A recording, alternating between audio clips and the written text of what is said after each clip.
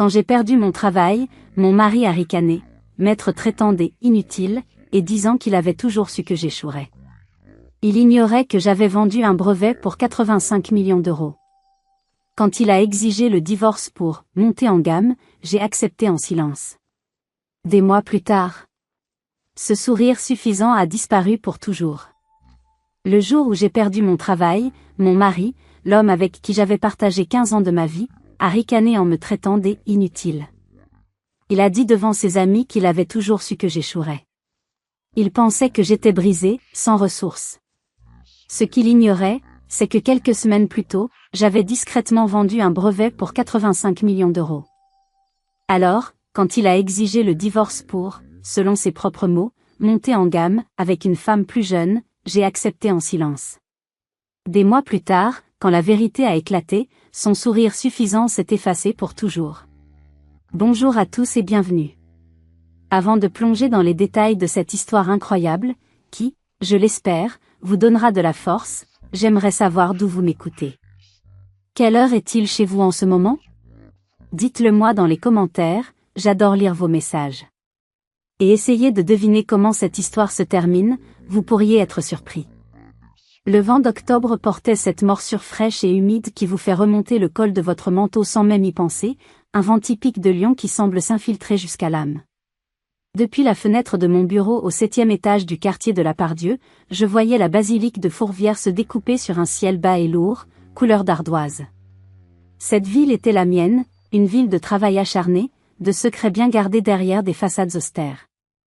J'avais consacré 15 années de ma vie à ce laboratoire pharmaceutique, grimpant les échelons à la force de mon travail et de ma passion. J'étais ingénieur chimiste senior, plusieurs brevets à mon nom, à la tête d'une équipe formidable qui développait des traitements innovants. Notre dernier projet, surnommé Neptune, promettait une avancée majeure dans les thérapies ciblées. C'était mon bébé, le fruit de nuits blanches et d'une intuition que je savais juste. Et pourtant, ce jour-là, à 15h17 précise, mon directeur, un homme au sourire aussi poli que vide, m'a convoqué dans son bureau vitré. Il a parlé de restructuration, de réalignement stratégique, de synergie des compétences. Des mots creux, du jargon d'entreprise pour masquer une réalité brutale. Mon poste, mon équipe, mon projet, Neptune, tout était jugé non prioritaire. On ne m'a même pas offert une autre position, pas la moindre porte de sortie honorable. Juste une boîte en carton pour mes affaires personnelles et un chèque qui était une insulte à mes années de loyauté. La froideur de la conversation était stupéfiante. Il n'y avait aucune reconnaissance, aucune humanité. J'étais une ligne sur un tableur, une dépense à couper. J'ai conduit en silence, un automate traversant le tunnel sous la Croix-Rousse, le bruit des voitures résonnant comme un écho vide dans ma tête. Les rues familières de mon quartier, les quais de Saône que j'aimais tant, me semblaient soudain étrangers, hostiles. En arrivant dans notre grand appartement lumineux, avec ses moulures et son parquet qui craque, j'espérais trouver un peu de réconfort. Peut-être qu'Antoine, mon mari, malgré la distance qui s'était installée entre nous, ferait au moins semblant de s'inquiéter, de me prendre dans ses bras. Une odeur de petit four et de vin blanc flottait dans l'air. Il n'avait pas cuisiné, bien sûr. Antoine ne cuisinait jamais. Il avait fait appel à un traiteur. Quelques amis passent à l'improviste, avait-il dit au téléphone plus tôt. Son « improviste » signifiait une performance soigneusement orchestrée où il tenait le rôle principal, celui de l'homme d'affaires brillant et prospère.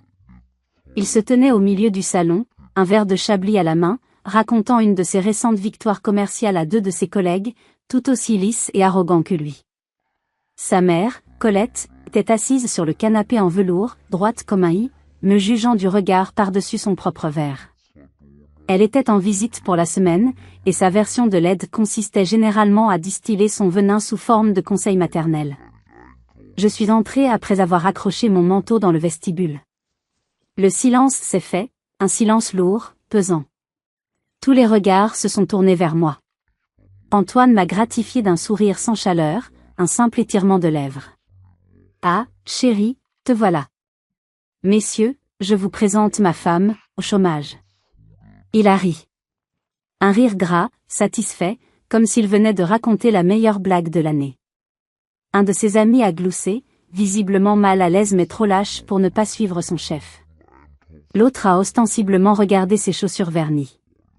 J'ai réussi à esquisser un sourire poli, un masque que j'avais appris à porter au fil des ans. Bonsoir. Oui, a poursuivi Antoine, savourant son moment de gloire cruelle. Elle m'a enfin donné raison. J'ai toujours dit que le monde de l'entreprise était trop impitoyable pour elle. Trop de requins. J'avais raison, apparemment. Il s'est adossé à son fauteuil, visiblement ravi de lui-même, le roi de son petit royaume. Colette a pris le relais, faisant tourner le vin dans son verre avec un geste étudié. Ne t'en fais pas, ma chérie. Certaines femmes sont simplement plus douées pour s'occuper de la maison, pour créer un foyer accueillant. Ce n'est pas une critique. C'est juste que les vraies responsabilités, ce n'est pas pour tout le monde. Je n'ai pas demandé ce qu'elle entendait par « vraie responsabilité ». Je n'en avais pas besoin. Chaque mot atterrissait en moi comme une pierre, petite et tranchante. Antoine a souri, ses amis se sentant désormais plus à l'aise pour se joindre à la curée. « Ne t'inquiète pas, bébé », a-t-il dit avec une fausse bienveillance. « Je m'occuperai des choses importantes à partir de maintenant. Tu pourras, je ne sais pas, t'inscrire à un club de lecture ou faire du yoga. Ça te détendra. » Je suis restée là, au milieu de mon propre salon, me sentant comme une étrangère, une pièce de musée démodée. Le poids familier de son arrogance, de leur mépris, menaçait de m'écraser. Mais cette fois, quelque chose était différent. Une froide colère a commencé à monter en moi, claire et précise. Ils ricanaient, persuadés d'avoir le contrôle. Mais ce qu'ils ignoraient, c'est que dans la poche de mon manteau, mon téléphone contenait un secret qui allait bientôt faire imploser leur petit monde parfait. J'ai murmuré une excuse vague, quelque chose à propos de la fatigue, et me suis dirigée vers la cuisine, prétextant avoir besoin d'un verre d'eau. La porte à galandage s'est refermée derrière moi dans un glissement doux, étouffant le son de leur rire et de leur conversation superficielle. Le marbre froid du plan de travail sous mes doigts semblait être la seule chose solide dans mon univers chancelant. J'ai respiré profondément, 1, 2 fois. Pas de larmes. Surtout pas de larmes. La panique qui avait menacé de me submerger dans la voiture s'est dissipée, remplacée par une clarté glaciale, presque effrayante. C'était la chimiste en moi qui prenait le dessus, analysant la situation, isolant les variables, préparant la réaction. J'ai sorti mon téléphone. Mes doigts ne tremblaient plus en tapant le code. J'ai ignoré les notifications de mails professionnels qui n'avaient plus d'importance, les messages de condoléances de quelques collègues. J'ai ouvert l'application de ma banque privée genevoise, celle dont Antoine ne connaissait même pas l'existence. L'écran s'est illuminé, affichant une longue série de chiffres qui semblaient presque irréels, un artefact d'une autre vie. 85 345 210 €. Le produit de la vente de mon brevet sur un nouveau polymère biodégradable, une formule que j'avais perfectionnée pendant des années, dans le secret de mon petit laboratoire personnel. C'était un projet né de ma thèse, bien avant ma rencontre avec Antoine, une passion que j'avais continué à cultiver comme un jardin secret. La vente avait été finalisée un mois plus tôt, discrètement, via une structure juridique que mon avocate avait méticuleusement mise en place pour protéger mes intérêts. Pas Antoine. Pas nous. Moi. Hélène Lafont. Une vague de quelque chose de puissant, de presque dangereux, m'a traversée. Ce n'était pas seulement de l'argent. C'était une assurance vie. C'était la liberté. C'était le pouvoir. Le pouvoir de rester silencieuse, de les regarder jouer leurs petites pièces de théâtre cruelles, en sachant que le décor allait bientôt s'effondrer. J'ai regardé le chiffre, stable, imperturbable. Puis j'ai levé les yeux vers mon reflet dans la vitre sombre de la fenêtre qui donnait sur la cour intérieure. Mon visage était pâle, mais mes yeux brillaient d'une lueur nouvelle, une lueur de détermination. C'est à ce moment-là que mon téléphone a vibré.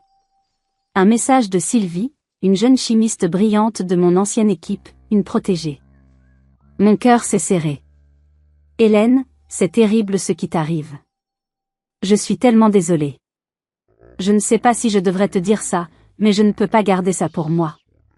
Fais attention à Antoine. Je l'ai entendu parler de ton projet Neptune avec le directeur financier il y a 2 semaines, lors d'un cocktail. Il disait que le projet était trop risqué et que tu étais émotionnellement trop investi pour être objective. Je suis presque sûre qu'il a contribué à la décision de tout arrêter. Il a saboté ton projet. Le souffle m'a manqué. Les pièces du puzzle se sont assemblées avec une clarté brutale. Les documents perdus, les réunions annulées à la dernière minute, le scepticisme soudain des dirigeants. Ce n'était donc pas seulement de l'indifférence cruelle de sa part. C'était une trahison active, calculée. Il m'avait poignardé dans le dos. Il avait détruit ma carrière, ma passion, pour ensuite pouvoir jouer au sauveur magnanime devant sa mère et ses amis. La colère froide en moi s'est transformée en un noyau de glace pure. Le plan qui commençait à peine à germer dans mon esprit est devenu une certitude absolue. Je ne me contenterai pas de partir. Je le laisserai construire son château de cartes sur ce qu'il croyait être mes ruines, puis je retirerai la fondation d'un seul coup. J'ai effacé le message de Sylvie, non sans lui avoir envoyé un simple « merci ».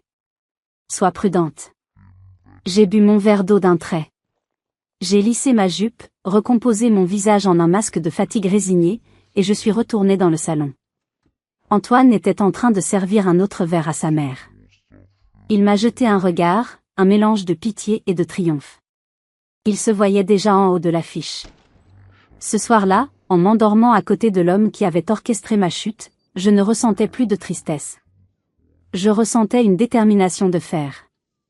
Il voulait une femme inutile ? J'allais lui montrer à quel point il avait sous-estimé l'ennemi qui dormait à ses côtés.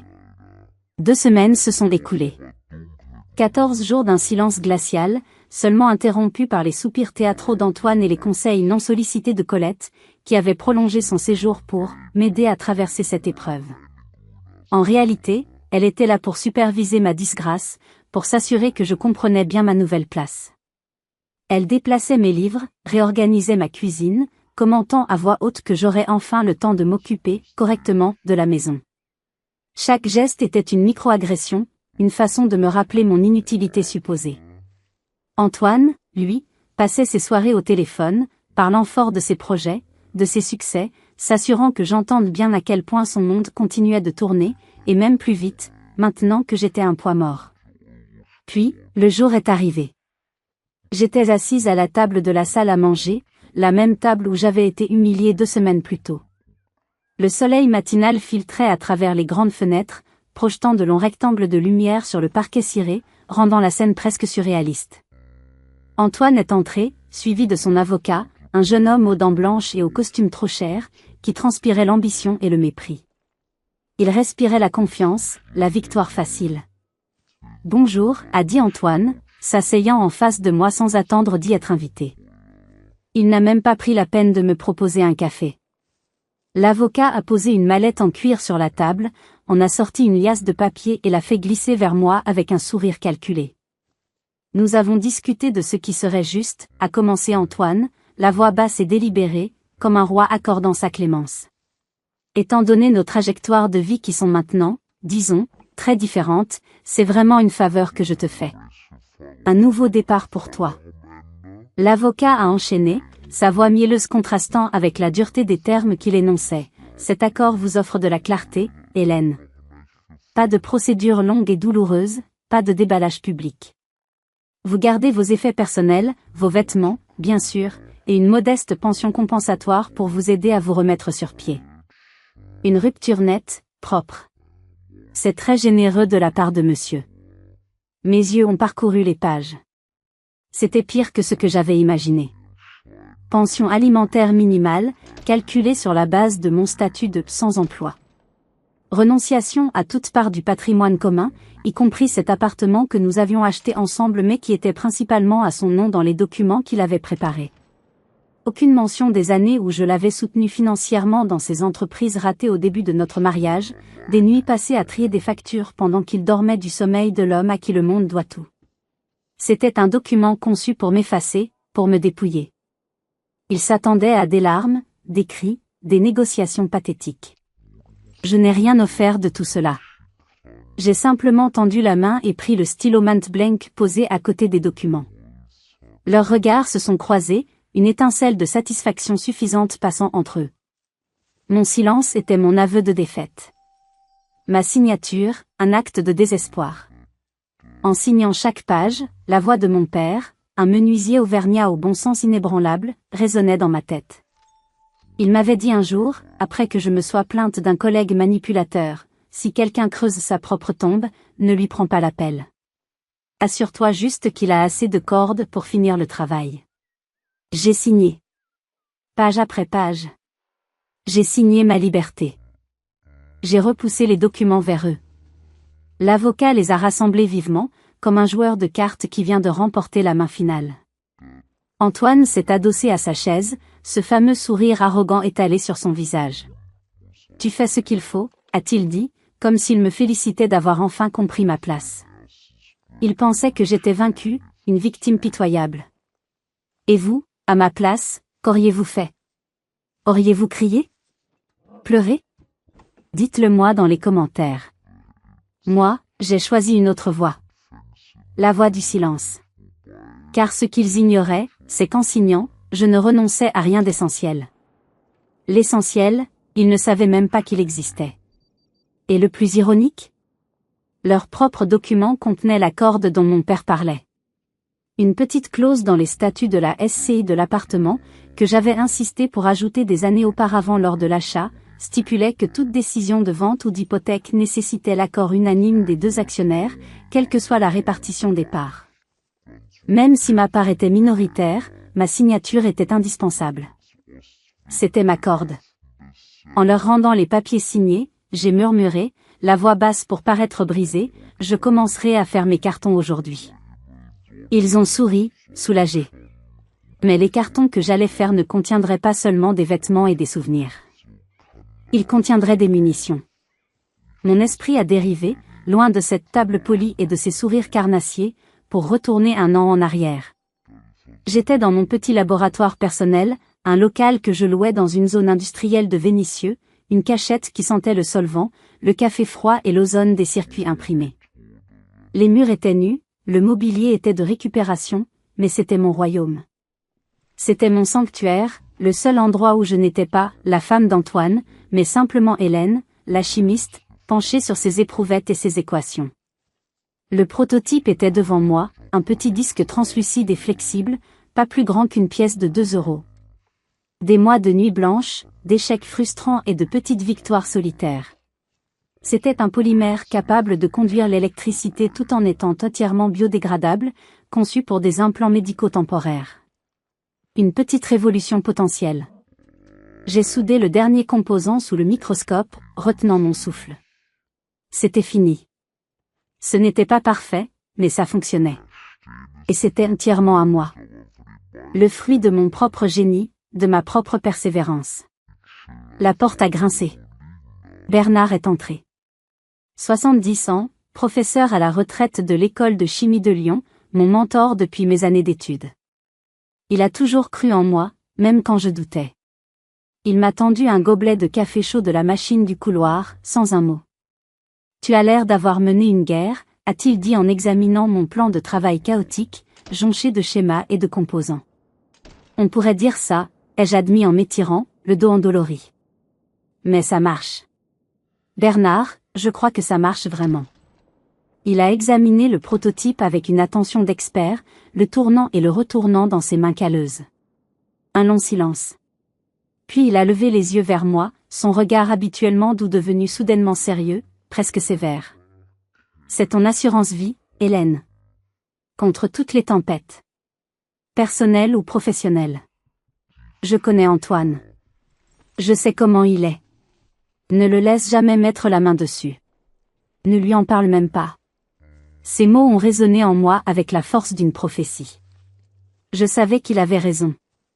Si Antoine flairait le potentiel financier, il trouverait un moyen de se l'approprier, de le transformer en son succès, me reléguant au rôle de simple assistante.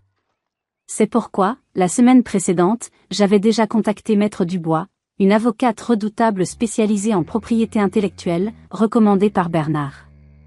Une femme précise, dont les lunettes fines ne cachaient rien de son intelligence acérée. Nous avions tout réglé lors de plusieurs réunions discrètes. Nous avons créé une petite société de recherche, une SASU, société par action simplifiée unipersonnelle, à mon nom de jeune fille, Lafont Innovation. Le brevet serait déposé au nom de cette société. Toute correspondance passerait par le cabinet de l'avocate. Aucun lien juridique, aucune trace ne devait remonter jusqu'à mon foyer, jusqu'à Antoine. C'était une opération clandestine, menée sous le nez de l'homme qui partageait mon lit. Un mois avant mon licenciement, le téléphone avait sonné. J'étais dans mon laboratoire. C'était Maître Dubois.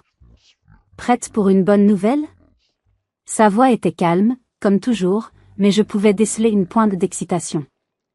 Le brevet a été approuvé. Et l'offre de rachat du groupe médical allemand, Biotech Dynamics, que nous avions contacté, a été acceptée. Ils sont très impressionnés. J'ai agrippé le bord de la table, mes genoux devenant mous. Combien? Ai-je à peine osé murmurer. Le total, après impôts et frais, s'élève à 85 millions d'euros. L'argent sera transféré sur le compte de votre société en Suisse dès que les dernières signatures seront apposées. Maître Dubois a ajouté une précision cruciale, une phrase qui est devenue mon mantra: selon votre contrat de mariage en séparation de biens, ce brevet développé bien avant le mariage et détenu par une société distincte à votre nom de jeune fille est un bien propre. Il est juridiquement intouchable. Même s'il essaie, il n'aura pas un centime. C'est votre forteresse. Quand j'ai raccroché, Bernard, qui était présent, a posé une main sur mon épaule. Tu viens de te construire une forteresse. Maintenant, sois maligne. N'en parle à personne. Surtout pas à lui. Certains châteaux sont plus forts quand personne ne sait qu'ils existent. J'avais donc une forteresse financière. Maintenant, il ne me restait plus qu'à attendre que mon cher mari attaque, pour qu'il s'écrase contre ces murs invisibles. L'air de Lyon avait cette douceur trompeuse d'un début de printemps, quand les magnolias de la place des Célestins commencent à éclore. Antoine m'avait donné rendez-vous dans un café chic de la Presqu'île, un de ces endroits avec des chaises en laiton, des miroirs vieillis et des serveurs qui portent leur tablier comme un costume de scène. C'était son territoire, un lieu public où il pouvait contrôler la narration, se donner en spectacle. Il était déjà là quand je suis arrivé. Table en coin, posture parfaite, costume anthracite impeccable. Et à côté de lui, une jeune femme que j'avais déjà aperçue sur ses réseaux sociaux, dans des photos où j'avais été soigneusement coupée. Chloé. Manucure parfaite, robe coûteuse, et ce sourire qui ne monte jamais jusqu'aux yeux, un sourire de façade. Merci d'être venu, a-t-il dit, d'un ton faussement magnanime, comme s'il m'accordait une audience. Je pense qu'il est bon de finir les choses en adulte, sans drame. Il a fait un geste vers sa compagne, qui me dévisageait avec une curiosité malsaine. Voici Chloé. Elle m'aide à voir la vie différemment. Une mise à niveau, si tu veux. Le mot était lâché. Mise à niveau. Comme si j'étais un vieux logiciel obsolète qu'il fallait remplacer. Chloé m'a offert un regard que j'avais vu 100 fois chez ce genre de femme. Un mélange de pitié condescendante et de triomphe mal dissimulé. Elle avait gagné l'homme, le statut, l'appartement. Elle pensait avoir tout gagné. J'ai hoché la tête, mon visage aussi neutre que possible. Bonjour.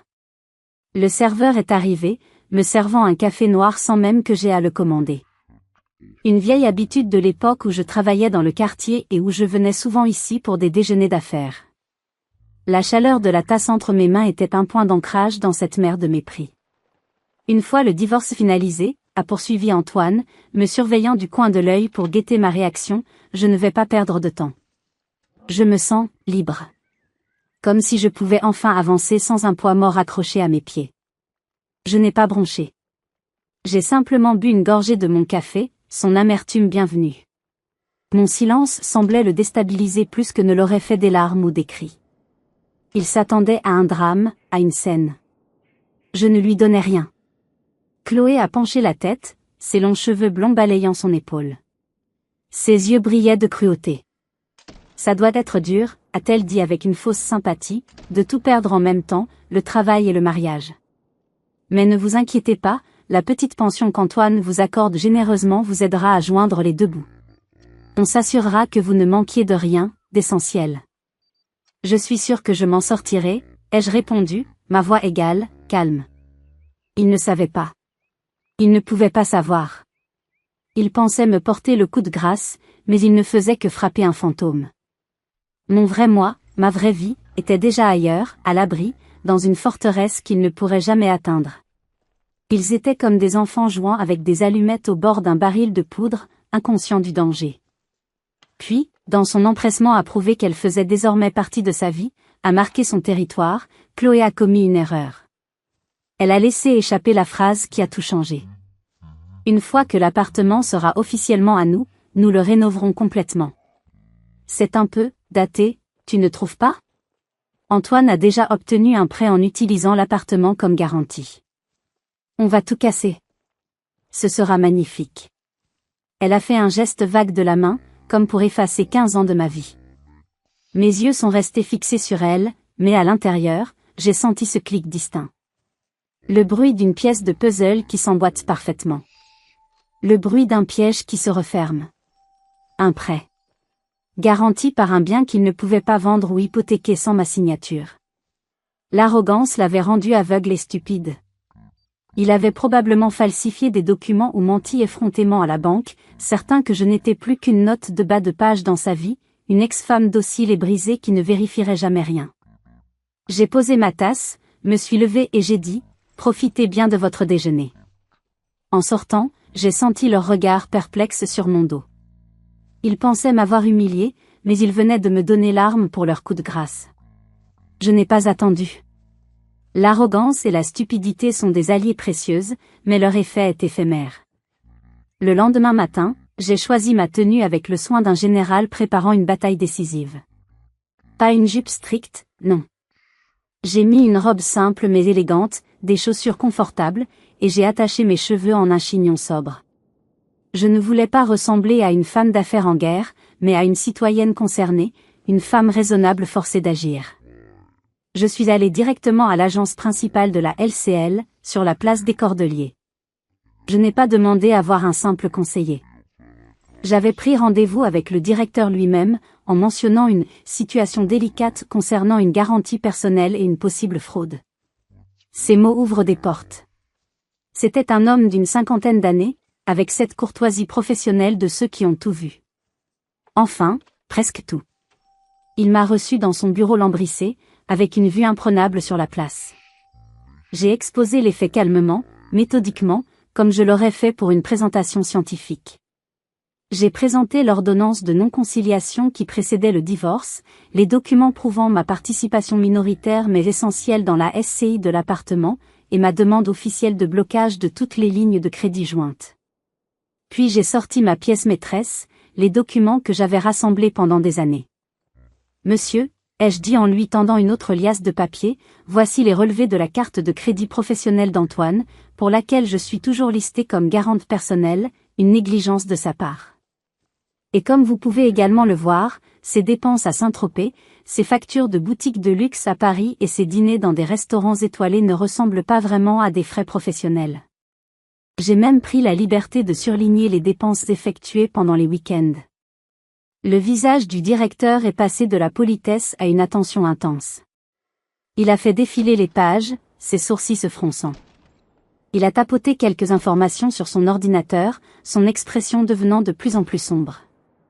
L'utilisation d'une carte d'entreprise à des fins personnelles, surtout avec un garant, n'était pas seulement une faute morale. C'était un abus de biens sociaux, un délit pénal. Et ceci, ai-je ajouté en posant un dernier document sur son bureau, est une information que j'ai reçue concernant une possible demande de prêt hypothécaire sur notre bien commun, sans mon consentement. Je vous demande de vérifier et, le cas échéant, de le signaler comme une tentative de fraude. Le directeur a levé les yeux de ses papiers, son regard nouveau. Il ne voyait plus une femme bafouée, mais une femme dangereusement bien préparée. Je comprends, a-t-il dit lentement, son ton devenant glacial. Madame, je vais devoir prendre des mesures immédiates. La politique de la banque est très claire sur ce genre de situation. Il a passé quelques appels, sa voix basse et urgente, utilisant des termes comme alerte fraude, procédure d'urgence, gel conservatoire. Des employés se sont affairés discrètement en arrière-plan.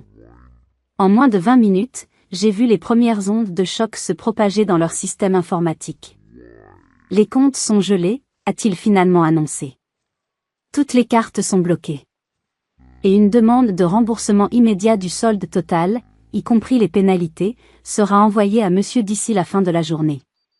Étant donné la nature inhabituelle de ces dépenses, une enquête interne sera également lancée, et nous nous réservons le droit de transmettre le dossier aux autorités compétentes. J'ai hoché la tête. Je vous remercie de votre diligence. Je suis sorti de la banque et j'ai respiré l'air frais de la ville. Le soleil brillait, ricochant sur les façades haussmanniennes. Je n'avais même pas atteint le pont Lafayette que mon téléphone a vibré dans mon sac. Une fois. 2 fois. Le nom d'Antoine s'affichait. Je l'ai ignoré. Une seconde plus tard, un message texte est arrivé, écrit en majuscules rageuses. Qu'est-ce que tu as fait? Mes cartes sont refusées. Appelle-moi tout de suite. Je me suis arrêté au milieu du pont, regardant la Saône s'écouler paresseusement en dessous. J'ai lu son message, un petit sourire aux lèvres. Il sentait la terre trembler sous ses pieds. Il était probablement au milieu d'un déjeuner coûteux avec Chloé, son visage passant de l'arrogance à la panique lorsque le serveur lui a annoncé que sa carte était rejetée. L'image m'a procuré une satisfaction sauvage et profonde. Mais ce n'était que la première secousse. Le tremblement de terre, le vrai, était encore à venir. Il voulait une rencontre. Immédiatement. J'ai accepté, mais j'ai imposé mes conditions. Au même café. Demain matin. À 9 heures précises. J'ai choisi le terrain, j'ai choisi l'heure. La dynamique du pouvoir avait changé. Le lendemain, je suis arrivé en avance. J'ai pris la même table en coin, mais je me suis assise sur la banquette, le dos au mur, face à l'entrée. Une position de contrôle, qui me permettait d'observer sans être observé. J'ai commandé un thé vert et j'ai attendu, parfaitement calme, feuilletant un journal que je ne lisais pas vraiment. Il a déboulé à 9h05, déjà en sueur. Son costume, d'habitude si impeccable, était froissé, comme s'il l'avait enfilé à la hâte. Sa cravate était légèrement de travers. Il avait des cernes sombres sous les yeux, le visage tiré d'un homme qui n'a pas dormi. Il ne s'est même pas donné la peine de dire bonjour ou de s'excuser pour son retard. Tu dois annuler ça, Hélène. Immédiatement. Sa voix était un sifflement bas et furieux, destiné à m'intimider, mais la panique qui vibrait en dessous était évidente. J'ai pris une gorgée de mon thé avant de répondre, lentement. J'ai posé ma tasse sur la soucoupe sans faire de bruit. Bonjour, Antoine. Assieds-toi. Nous allons parler comme des adultes. Tu veux un café? Tu as l'air d'en avoir besoin. Ma politesse l'a décontenancé. Il s'est laissé tomber sur la chaise, ses mains jointes sur la table pour les empêcher de trembler. Laisse tomber tes manières. Les lignes de crédit. L'hypothèque. Tu as tout bloqué. Tu te rends compte de ce que tu as fait? Tu es en train de me ruiner. Je ne peux plus faire un virement, plus rien payer. Mon projet immobilier est en jeu. Je ne te ruine pas, Antoine, ai-je dit, ma voix douce mais inflexible. Je protège simplement ce qui me reste, et ce qui m'appartient légalement. Tu as utilisé mon nom et mon crédit pour financer ta nouvelle vie extravagante. C'est terminé. C'est ce que signifie une rupture nette, tu te souviens? C'est toi qui as voulu cette rupture. Assume-la. Son visage s'est durci. Tu ne comprends pas. J'ai des affaires en cours, des investissements. Tu es en train de tout saboter par pure méchanceté. Des investissements? Je l'ai interrompu, mon ton devenant un peu plus froid. Comme cette montre que Chloé exhibait sur Instagram la semaine dernière? Ou ce week-end à Deauville dans un palace? Ce ne sont pas des investissements, Antoine. Ce sont des dépenses. Faites avec de l'argent qui, en partie, était garanti par moi, sur des comptes que tu n'as pas pris la peine de nettoyer. C'est de la négligence. Ou de l'arrogance. Probablement les deux. Il était pris au dépourvu. Il ne s'attendait pas à ce que je sois si bien informée, si précise. Il a tenté une autre approche, la menace, son arme favorite. Si tu ne débloques pas tout ça immédiatement, je raconterai à tout le monde ce que tu es devenue.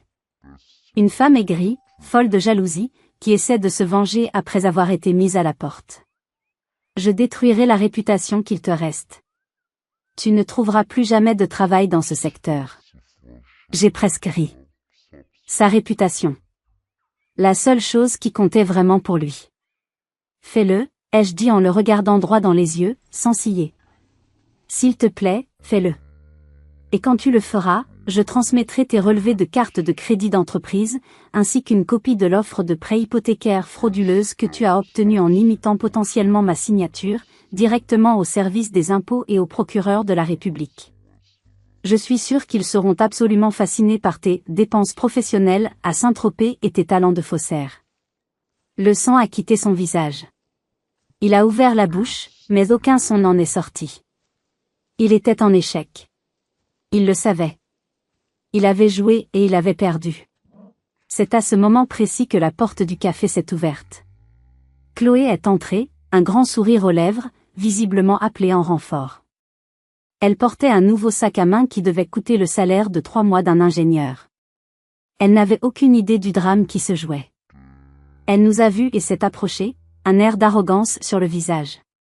Alors, on en est réduit à supplier, m'a-t-elle demandé avec un petit rire méprisant, s'adressant clairement à moi. Antoine l'a regardé, paniqué. Il a essayé de lui faire un signe de se taire, mais il était trop tard.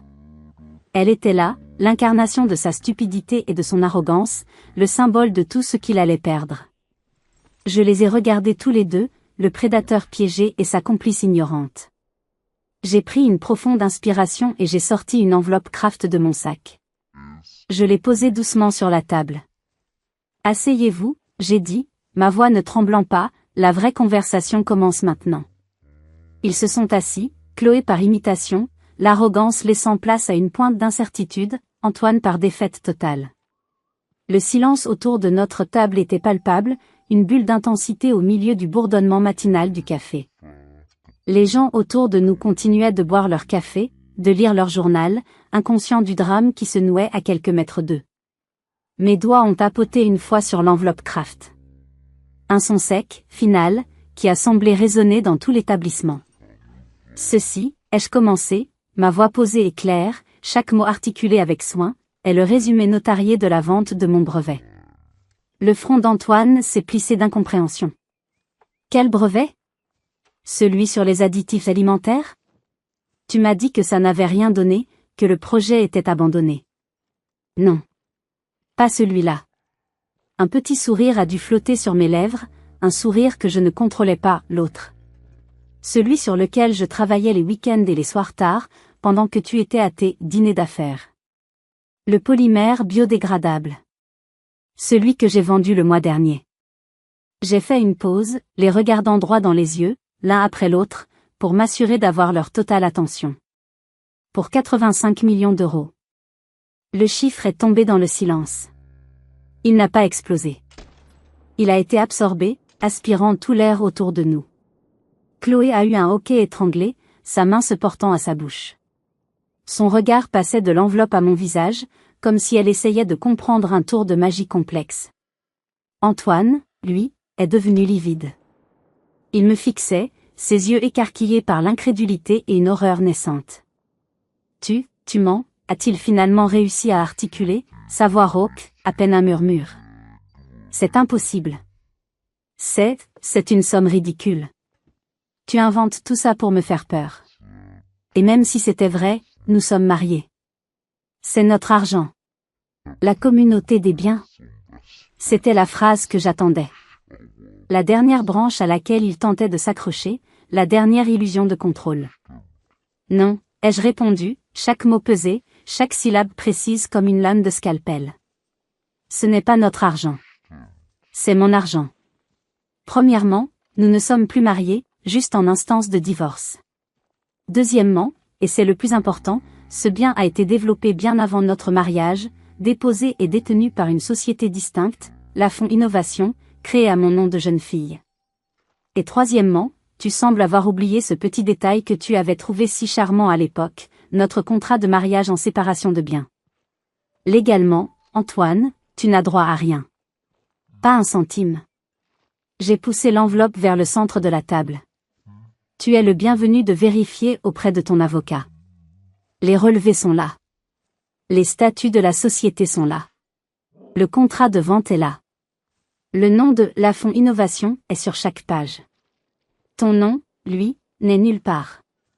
Le visage de Chloé s'est littéralement décomposé. La couleur a fui ses joues, la laissant avec un masque de cire. Ses yeux, auparavant brillants de mépris, étaient maintenant remplis d'une panique froide et calculatrice. Elle regardait Antoine, non plus avec l'adoration d'une femme amoureuse, mais avec le regard horrifié d'une associée réalisant que son partenaire venait de faire faillite de la manière la plus spectaculaire qui soit. Elle ne regardait plus un gagnant. Elle regardait un homme fini, un homme qui lui avait menti non seulement sur ses sentiments, mais aussi sur sa situation, sur leur avenir. Elle regardait son sac à main coûteux, puis le visage défait d'Antoine, et j'ai pu voir la machine se mettre en marche dans sa tête. Elle avait misé sur le mauvais cheval. Je me suis levée, le bruit de ma chaise raclant sur le sol semblant anormalement fort. J'ai laissé l'enveloppe sur la table, leur vérité toxique exposée sous la lumière crue du matin. Je n'avais plus rien à leur dire. Les chiffres parlaient pour moi. Je vous souhaite à tous les deux, le meilleur, ai-je dit sans la moindre trace d'ironie. Vous allez en avoir besoin. Mon travail ici était terminé. Mais ma journée, elle, ne l'était pas encore. Il me restait une dernière signature à apposer. La plus importante de toutes. Je suis sortie du café sans un regard en arrière. L'air frais de la ville ne m'avait jamais semblé aussi pur, aussi léger. Chaque pas sur les pavés de la rue de la République était un pas de plus loin de mon ancienne vie, un pas vers ma liberté. Je n'ai pas pris de taxi. J'ai marché. J'avais besoin de sentir la ville sous mes pieds, de me mêler à la foule anonyme, de n'être plus qu'une femme parmi d'autres, mais une femme enfin maîtresse de son destin. Le bruit des trams, les conversations des passants, le parfum des marrons chauds d'un vendeur ambulant, tout me semblait nouveau, vibrant. Mon chemin m'a mené aux portes du palais de justice, ce bâtiment imposant aux 24 colonnes qui avait toujours symbolisé pour moi un monde complexe et lointain. Aujourd'hui, il symbolisait ma libération. Maître Dubois m'attendait sur les marches, un fin dossier sous le bras et un petit sourire aux lèvres, un vrai sourire cette fois.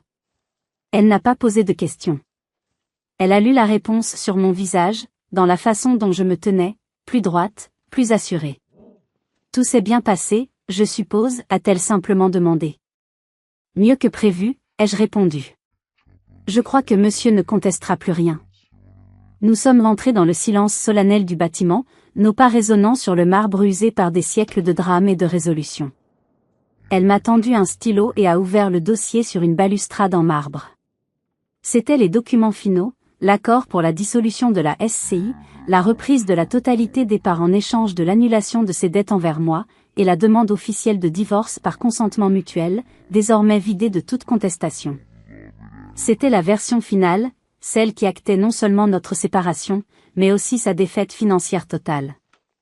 La dernière signature, Hélène, a-t-elle dit doucement.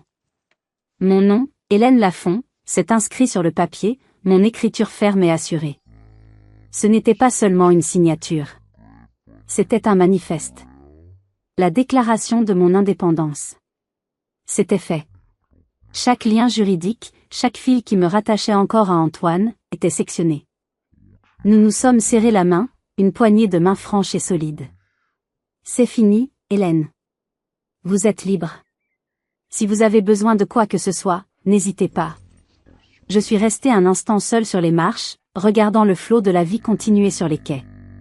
Ce n'était plus une question de vengeance. La colère s'était dissipée, comme un brouillard matinal sur la Saône, laissant place à une immense sensation de paix, de légèreté. Ce n'était même plus une question d'argent. C'était la certitude d'avoir survécu, d'avoir été plus intelligente et plus forte. C'était la connaissance que je ne les avais pas laissés me détruire, ni définir qui j'étais. Je suis arrivé à ma voiture, une petite voiture électrique discrète que j'avais achetée la semaine précédente. Je me suis glissé sur le siège conducteur, savourant le silence de l'habitacle, l'odeur du neuf. J'ai posé mes mains sur le volant. Et à ce moment précis, mon téléphone a vibré. Une notification de mon application bancaire suisse. Transfert initié, 5 millions d'euros vers votre compte courant en France.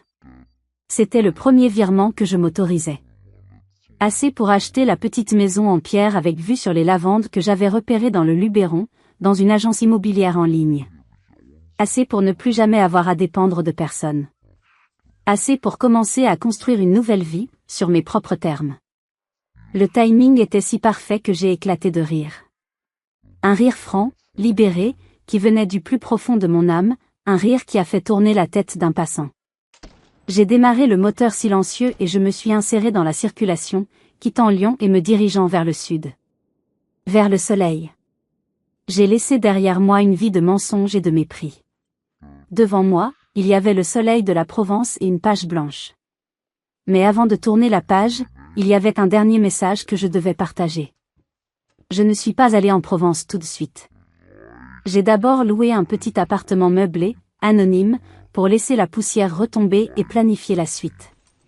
Et c'est de là, aujourd'hui, dans le calme de cette nouvelle solitude choisie, que je vous parle. Cette histoire, en fin de compte, n'est pas une histoire d'argent ou de vengeance. Croyez-moi, la satisfaction de voir leur visage se décomposer a été intense, mais elle est fugace. La vraie victoire est ailleurs. C'est une histoire sur la valeur que l'on s'accorde à soi-même. Pendant des années, j'ai laissé quelqu'un d'autre définir ma valeur. J'étais une bonne épouse, une bonne professionnelle, une bonne belle-fille. J'ai coché toutes les cases de la société. Et quand l'une de ces cases a disparu, celle du travail, j'ai laissé mon mari me convaincre, même pour un court instant, que je ne valais plus rien.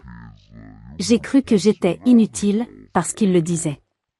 Et le pire, c'est qu'une partie de moi a commencé à le croire. L'erreur n'a pas été de perdre mon travail. L'erreur a été de lui donner ce pouvoir sur moi, bien avant ce jour fatidique. Le brevet, l'argent, n'ont été qu'un outil. Un simple levier pour me permettre de reprendre ce que j'avais laissé filer au fil des années de compromis et de sacrifices silencieux, mon indépendance et mon amour-propre. Alors, le message que je veux vous laisser aujourd'hui est simple, et il vient du cœur. Ne laissez jamais, au grand jamais, personne vous dire qui vous êtes ou ce que vous valez. Ni votre conjoint, ni vos enfants, ni votre patron, ni même la société. Votre valeur ne dépend pas de votre statut social, de votre fiche de paie ou de la propreté de votre maison. Elle est intrinsèque. Elle est en vous. Elle est non négociable. Parfois, la vie nous met à genoux. Parfois, les gens que nous aimons nous trahissent de la manière la plus cruelle qui soit. Mais même dans les moments les plus sombres, il y a toujours une étincelle en nous, cette force silencieuse, cette connaissance intime de qui nous sommes vraiment, qui attend le bon moment pour se rallumer. Nourrissez cette étincelle. Protégez-la. Lisez, apprenez, cultivez votre jardin secret, qu'il s'agisse d'une passion, d'une compétence ou d'une amitié. Parce que c'est elle, et non un chiffre sur un compte en banque, qui vous sauvera.